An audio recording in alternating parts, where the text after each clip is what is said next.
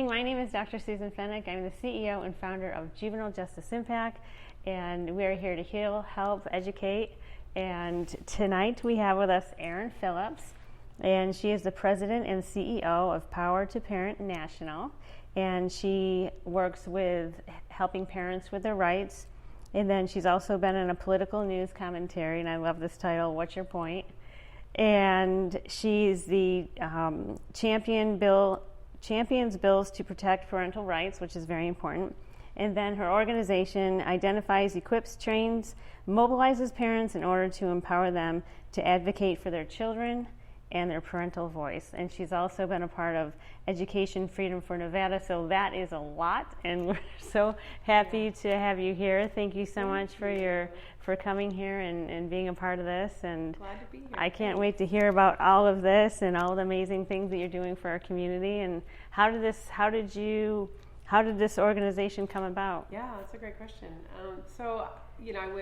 My background is in mental health, and so I had been working for the state in a social work role, and got pregnant, decided that I wanted to quit my job and stay home with my kids. Nice. So I just got involved with their education. That was kind of where I found myself trying to figure out what they were being taught and what was happening at schools. And I went to a meeting that ended up being an invite-only meeting with my trustee in my district. And it was about sex education, and I was just kind of curious about it, so I went to hear what they were going to say. And there was someone that they had flown in from New York, and they had introduced some curriculum. They were identifying what they were calling gaps in our sex education in Clark County. And I grew up here, went to school in Clark County. I took sex education in 5th grade, and I think it was 5th grade, 9th grade, and so I was just wondering if they were changing it. And so I was listening to what this person had to say. And the guide they wanted to use was Comprehensive Sexuality Education K through 12. So I thought, okay, that's interesting. I wonder what we're teaching kids in kindergarten about sex. And when I was reading through the guide, I have a degree in psychology, and so I was familiar with some of the people that were on the task force, and had some red flags because I was really familiar with like the Kinsey Institute, for example. Mm-hmm. There was people from that university that were part of writing this guide. And so I just started digging a little bit after that meeting and asking questions, and I got a lot of pushback from my trustee, who I had up to that point had a good relationship with. So I was surprised. I realized I kind of hit a nerve, and I wondered why. And again, I was a stay-at-home mom. I wasn't even really I wasn't involved with politics at all. I wasn't looking to be involved in politics. But it wasn't that you didn't have a concern either. Correct. Yeah, right. I wanted to know what this was about. I knew our district too was always so underfunded. We would hear that all the time, and we were spending money on this person coming from New York to talk about this consultant. So this is really interesting. So I was asking all those questions, and then I realized very quickly that this organization was a lot more political actually than I think that I initially really even realized. And so I started calling some people that I knew and just said, hey, are you guys aware of this? And anyway, kind of long story short, we ended up getting a lot more parents invited to those meetings after that, so that we could have more eyes on what was being taught. Sure. And ultimately, a lot of parents really just flooded the school board meeting. And this is 8 years ago. So This is before it was like cool. Sure. and they just testified about the content that was in this curriculum guide. And ultimately, the school district pulled it and apologized. The superintendent at the time apologized for the way it was rolled out, and just the way that this kind of came in with invite-only meetings and a lot of secrecy. So anyway, we were able to remove it. But the course of kind of recognizing there was an issue with this particular curriculum led me to do a lot of research that really showed me there was really more of a social engineering kind of issue, more than a sex education issue. That's what they were sort of calling sex education, but it was really about social engineering, and that it was very well funded, and it had been happening for a long time. And one of the main ways that they get these types of lessons into the schools is by circumventing parents and kind of slipping them in under the radar. And so I really realized there was more of a parental rights issue not that we were against certain things or for certain things. It was really more, we felt like the parents should be the drivers of the curriculum, and they should decide as their children are in the school. That's right. So that was how I got involved, and we kind of created this group because we were like, there's really a bigger need here. And that was where it started in 2015.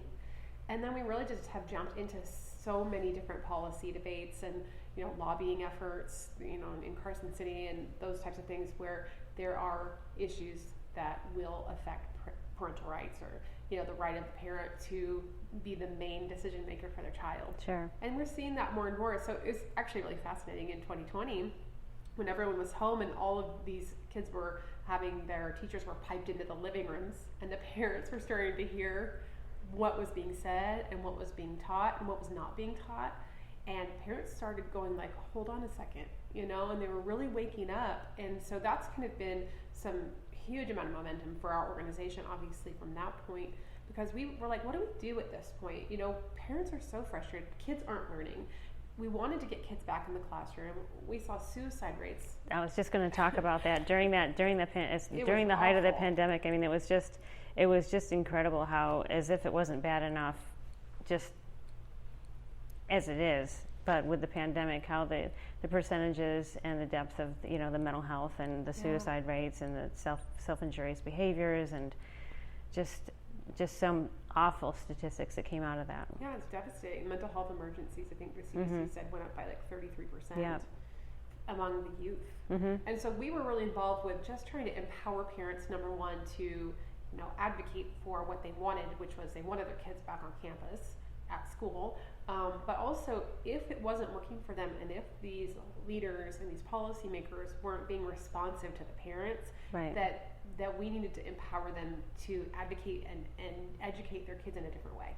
So, we really started talking about micro-schooling was a new way of schooling where almost like a homeschool pod. So you get a bunch of parents who want to do a certain curriculum. You find a coach, you can't call them teachers, but a coach and a place to meet, and you decide what the schedule is, and the parents pay the teacher, and the kids go to school however many days a week the parents want, and it's very, it's very directed. Is that currently in place right now? There's many of them all over the state now. There was very few at the time. It was kind of a new concept, but now there's many micro schools kind of all popping up all over in churches, in community centers. Yeah, so wherever you want, it could be in your home, because essentially it's like a homeschool. You're just homeschooling, but you may decide to homeschool all a certain group of kids, 10 or 12 kids or whatever, with the same curriculum, and use a guide or a coach to kind of like facilitate that. Right. So that's one thing that we're really excited about, more homeschool curriculum that was popping up, and just, the idea of school choice we were very pro school choice prior to the pandemic, but it really showed the need, just how much we need more choice and more options for families when the schools that their kids are in aren't working for them.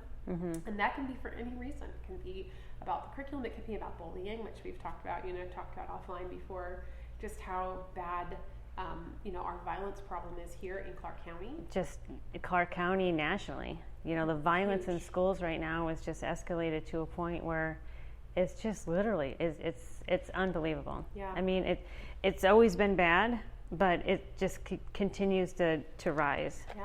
And I don't know, what do you feel the solution is for that? I mean, that's, that's a 2-hour long podcast, probably. I know, and we can go on for days. I mean, we could be here until next week. Right, and still not solve the problem.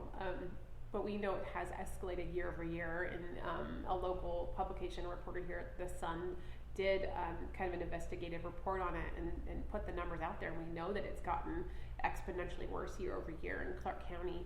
And, as a parent, it's so scary to just send your kids off to school and not know if they're going to be safe at school. And if those incidences are even going to be reported. Right. And that's another good point. A lot of these things get swept under the rug. And I think that the schools are sometimes so big and the district itself is so big here locally. It just gets lost. Yeah. There's so much bureaucracy and red tape that I think parents, and this is where I feel like we provide a huge service for families, is we can try to help parents identify the right channels to go through. Oh, good. To find that advocacy. And I mean, the policies already exist. These parents, I think they don't know how to access. There's so much the parents policies. that don't know about. That's right. I mean, they're not sitting there, doing the research in the background That's on right. on every policy, and they're not sitting there going through this huge binder of policies and procedures as if they don't have a busy enough life that it is. Right. And that's how they don't know. And what they don't know is obviously hurting them. Yeah. And then they only know when they need to know, when it affects their child directly, and they're caught up in the situation that they almost a lot of times can't get out of. That's right. That's right. And so it's been interesting to see the momentum of parents across the country that have really said, wait, we can go to these school board meetings and have our voices heard. And, that's something we've really tried to empower parents to do for many years. But it has to go beyond the school board meeting, which, it's tough because a lot of people will go to the school board meeting and say, what's going on with their kid, and we encourage that. You get kind of both ends of the spectrum of a little crazy at those meetings too, right? And they derail a lot of those meetings, and then in the end, there's nothing that's actually really happened to help the child. What happens is a lot of people, they have a lot of great ideas, and they have a lot of complaints, and they have a lot of anger and a lot of frustration and a lot of confusion, and then they vent and then they leave. Yeah, that's right. Right? And there's no solution. Right, that's what I'm saying. And then they leave, and they feel like they got it off their chest. Yeah. And the solution, and when there is a solution, it's a lot of work. Yeah, that's true. It's a lot of work with a lot of people, and a lot of follow-up, and it's just, it's a lot of work, it's a lot of persistence, a lot of follow-up, it's a lot of everything. Yeah. And with everyone being now so busy, and now that they're not stuck in their house, they're out traveling, they're here, they're there, they're busy in a million different things. They're, a lot of these people have lost their jobs, they're finding different careers. They're just not focused on. They think they're hoping and praying that the school does their job and helps them and protects them when they lose their rights. Yeah. Like a lot of these kids that go into the juvenile detention facilities, they lose their rights. Yeah. And how many parents have called me saying, I don't want my child to be on all these medications. I don't want this to happen. I don't want that to happen. I'm like, well, it's just it is what it is. Yeah. It's a mess. It is a mess. You said it, not me. But I think that if you are an empowered parent, if you're given the information and a basic understanding of how to advocate for your child, you're going to be much more successful. I think perhaps maybe in even the beginning of every school year, whether it's kindergarten, first grade, 8th grade, 10th grade, whatever, any K through 12, let's just say, there should be an opportunity for parents to go to the school, sit down, and then maybe go through some of the information, go through some of the rights that they might have, or they might go just basically have it be like a 101, so to speak. Yeah, I mean, and this is also part of the problem, right? Because the district is so big, and so our schools there are overcrowded schools, and our teacher ratio. Right now in this district, we have a teacher shortage that could potentially shut our schools down in the fall. I mean, we're I think at 1,700 teachers short right now. I saw it's on the news all the time. Yeah. And it just keeps on getting higher and higher, and they have these I mean, I'm certified K through 12, and just because I am, but I'm just saying it. But it's so incredible that there's such a high percentage, and I think these the teachers, a lot of them, especially with all these assaults going on in the schools, a lot of the violence going on, the shootings going on, the COVID, just everything. I think the teachers are like, you know what? Yeah. I'm done. They're quitting. I'm done. I'm done. There's no amount of money that's going to get me to come back. And then they go find other careers, and it's the younger, kind of more, teachers who have maybe had a little bit of experience, but they're younger, and they're probably the better teachers, and a lot of them that are quitting, which that's, the people I've spoken to, the teachers I've spoken to who are quitting are in that category, and those are the ones we really need to stick around, Yeah, for sure. But there's just some inherent problems with the district here, but it's not unique, or, it's totally happening all over the country, like all of these problems it is everywhere. But I do think COVID exacerbated so many of the problems and just put a spotlight on it for parents. And so I think we're in this sort of very kind of scary time where we don't know what's going to happen, and we don't know if we have enough teachers, and we don't know, if we're going to, what's going to happen next, or if our kids are safe. But I think that sort of is generating this backlash and uprising of parents who are saying, we want something different. We don't want to go back to the traditional way of doing school, the way we've done it all the time. It doesn't work for all of our kids. We want to have choices. Sure. I mean, what works for one school isn't going to work for another. I mean, Right. what district? I mean, there's so many different variables. You know, Right. zip codes, demographics, socioeconomic. You know, there's so many variables that goes into all the different schools. Right, and they have different needs. And Exactly. that local control, I think, is becoming more important. Like for families, they want that more. What kind of lunch do they have? Right. Right. What kind of food do they have access to? That has such a huge impact on how a child is going to act. Yeah. And now, I mean, I know they provide, I think every school in our district now used to be just Title I schools had access to free breakfast and lunch. Mm-hmm. Now it's every school in the district has a free and reduced lunch program, which is everybody gets free hot lunch. Nice. Through federal programs, which, I mean, yeah, that can be good for some families and it's a benefit, but at the same time, I think, you know, we're also providing so many services too, like Sure. to the schools where, you know, these kids are going to school every day and they can't read. Oh, here we go. You just hit the big Susan button right there. Like, you just saw me catch on fire. yeah. No, I seriously, I mean, I could say it out loud. Huntington Learning Center. Mm. You know, the owners there are just earth angels. They're just the kindest, most giving people. And how many times are they talking about they get sixth graders that don't know their alphabet? Yeah. They have fifth and fourth grade that can't write a sentence. Yeah. Kids that have not technically finished their grade, push them through. Mm-hmm. And this has been going on. I mean, even since back when I was in, you know, forensics back in New York. There's times I would ask a youth, "What grade are you in?" And they didn't know. And when I first started, I'm thinking to myself, "How could you not know what grade you're in?" Yeah. You know, just thinking, because thank God I had the opportunity to have that guidance and that structure growing up. But that was just mostly because they were going around to different facilities and such. But a lot of these kids, they would be in middle school and just couldn't even add and subtract. Yeah. So now you've got a teenager sitting in the back of the room, and I'm like, what do you do all day? Yeah. Of course, I would never say that, but I'm thinking, what are these kids doing all day that can't write the sentence, that doesn't know their alphabet, that doesn't know how to add and subtract? What are the teachers doing? Just having them sit there and like color? I mean, what are they doing? Yeah. Well, and this is where a lot of the behavioral problems stem from Right. too, right? You know, I think we hear all the time about equity. That's also one of the big things that has kind of been a big hot topic the past 3 to 5 years, and really since COVID it took off. This idea of equity. And I always think, literacy is equity, right? I mean, in this district, we were given data about the learning kind of lost, and they had done some testing since the kids have been back on campus. And the thing that stands out to me the most is our African American kids are only 4% proficient in math. And I believe it's 26% efficient in English, and I just think That sounds about right. Yep. Yeah, if that's accurate data, and that's the superintendent announced that in his state of the state that I think it's like one in 3 of our juniors can read. Isn't that crazy? It's accepted.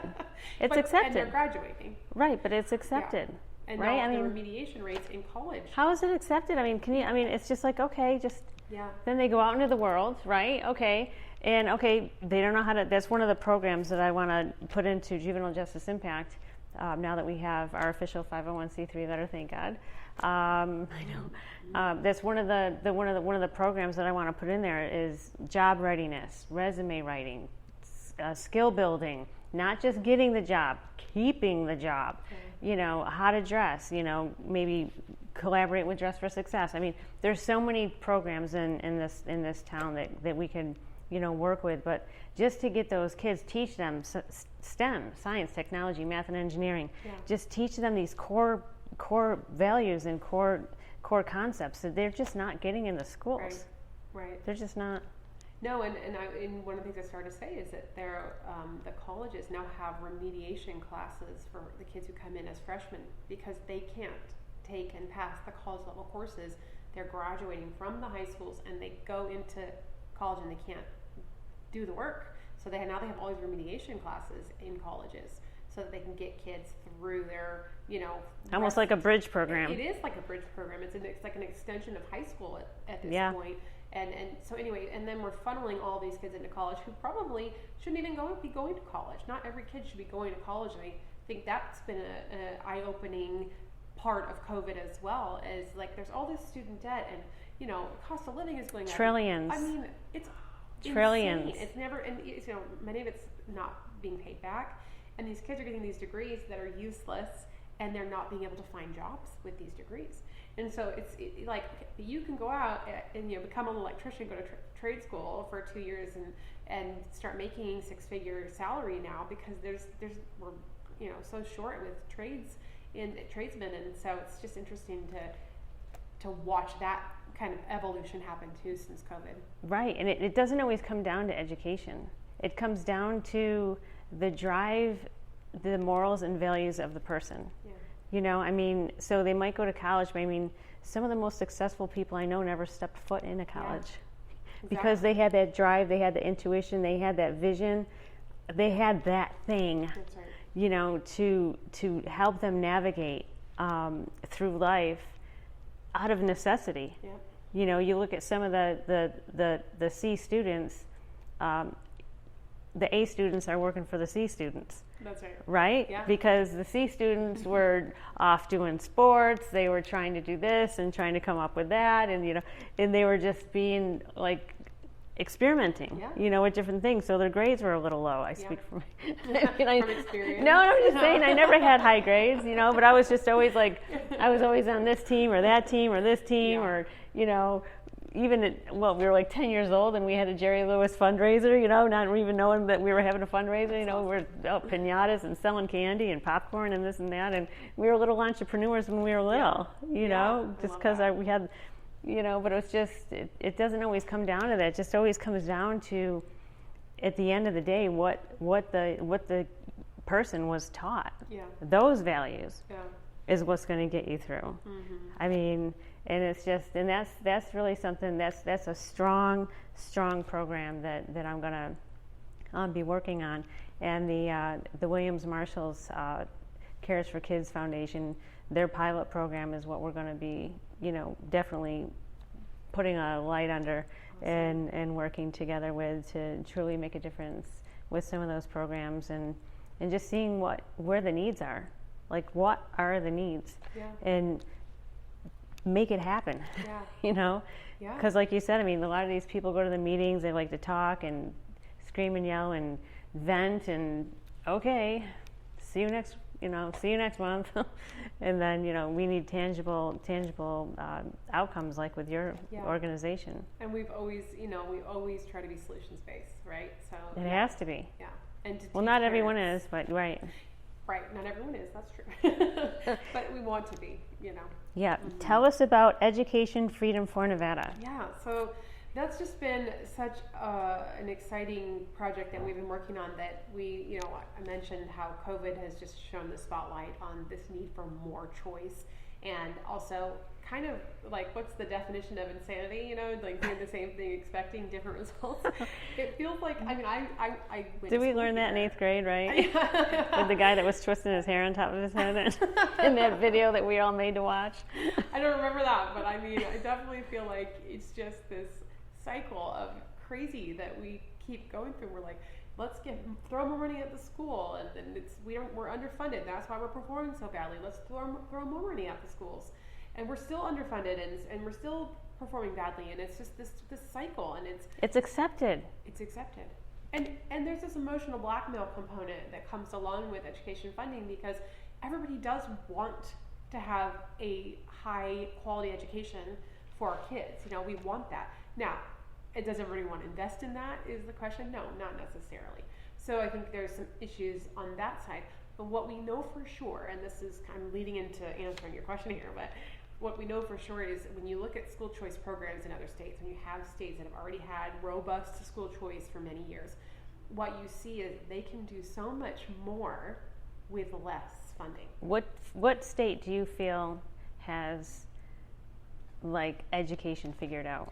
So, Florida has had school choice for many years, and so a lot of the data. I mean, there's Arizona, there's Illinois, there's I think New Orleans. Like there's quite a few places that have education choice freedom in their states in some capacity. But the data that I like to really pull from is Florida, because for a lot of reasons. One, they have similar. So Miami-Dade is one of the bigger school districts that we always get compared with, right? As far as size. I've heard that so many times. Yeah, I mean, there's a couple. We get like Miami-Dade, and then LA Unified, and there's like the top 5, and because we're the 5th largest here in the country in Clark County. So Miami-Dade's a good example because they went from very similar funding levels as we are. So I think we're funded at 39th in the country, but our educational outcomes were 49th and 50th. So it's been like that forever, it seems. Forever. And we've gone up in the rankings for funding, so we're not at the bottom. We're not, we're not the top, but we're we've gone up. And Florida was in a similar place. They were in that bottom 10 for funding. When they introduced school choice, they were also in the bottom for outcomes, and now they're still in the bottom for funding, and they've ratcheted it up to like 3rd or 4th for outcomes in the country.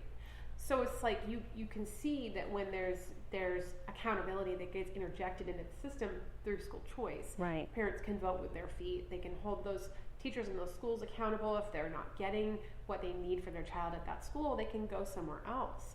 And so I think, and then we also they have options. Exactly. Yeah. And you get this accusation that school choice is is for these middle class and wealthy families who could already afford private school, and you're using government funds to fund private schools. And of course, that's not true. But the reason why it's not true is because we're not funding schools. First of all, we're funding kids, and I think that's such a key component to remember in school choice. And when they look at it that way, correct, their thought process is going to go that way. Like, let's look at the individual student, and can they read?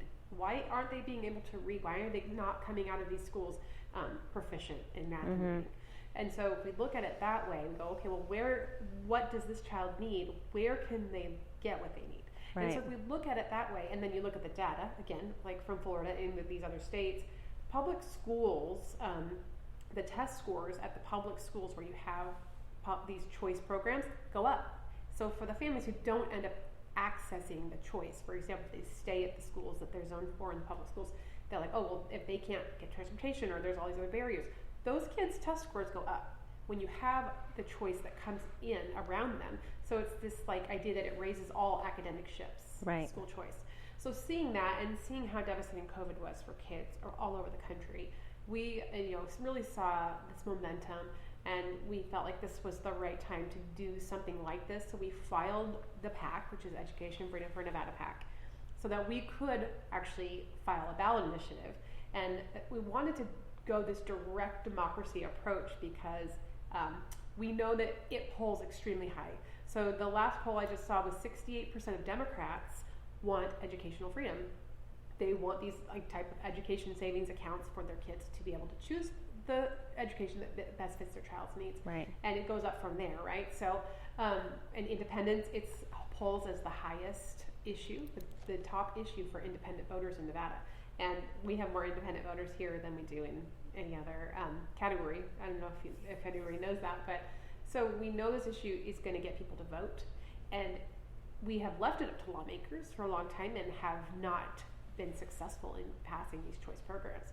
So we feel like the people and you think that it would just be a vote. no-brainer, and they would just be like, "This is what we need. Let's do it. How do we need to do?" And that's right. but That's it just right. doesn't happen. Well, and so we're being sued, and I don't know if I mentioned this to you, but when we filed our ballot initiative, we were actually subsequently sued by Rory Reed and Beverly Rogers, who run the Rogers Family Foundation.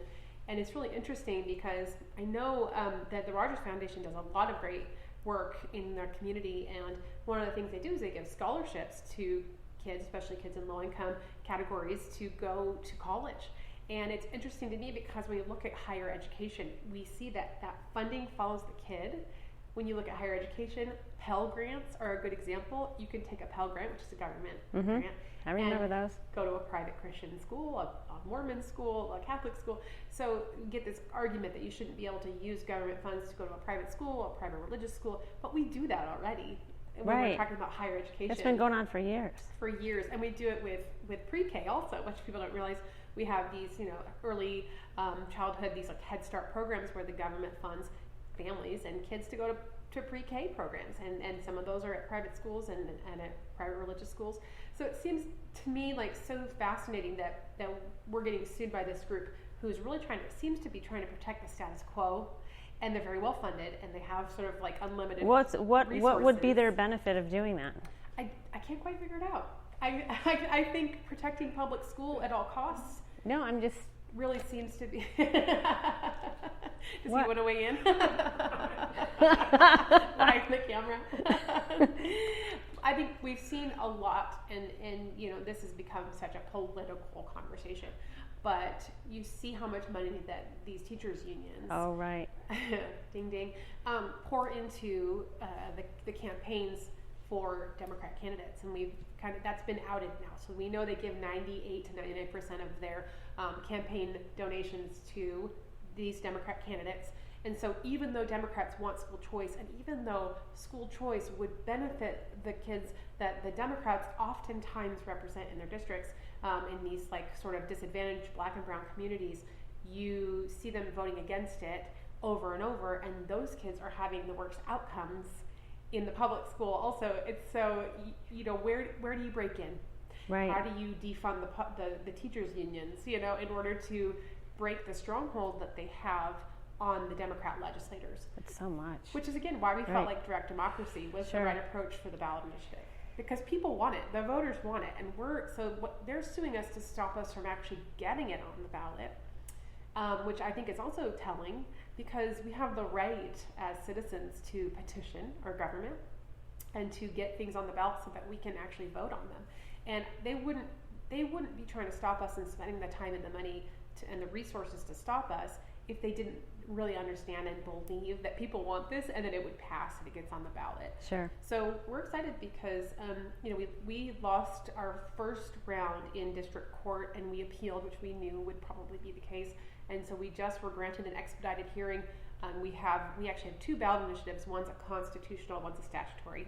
It's just a lot to explain, but we are having oral arguments, an appellate hearing in front of the Nevada Supreme Court next week on June 16th, Wow.